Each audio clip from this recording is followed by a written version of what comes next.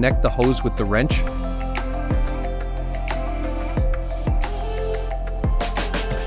Connect the hose with the pump. Insert the socket on the square drive and lock it with the help of the socket pin.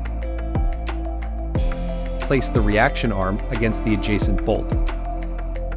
Press the green button of the remote to start the pump. Press the green button until the tool completes its stroke, then release. Continue until the bolt is tightened. The wrench will stall when the bolt has been tightened at the set pressure. Detach the socket and square drive and place it on opposite side of the wrench. Place the reaction arm against the adjacent bolt, and place the wrench over the bolt to be loosened.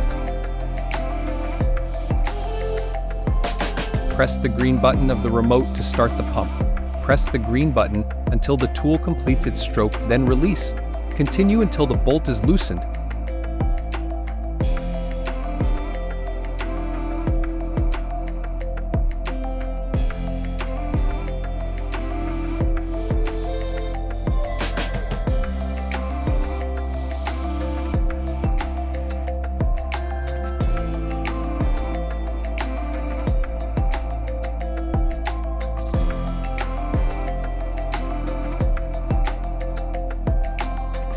Thank you.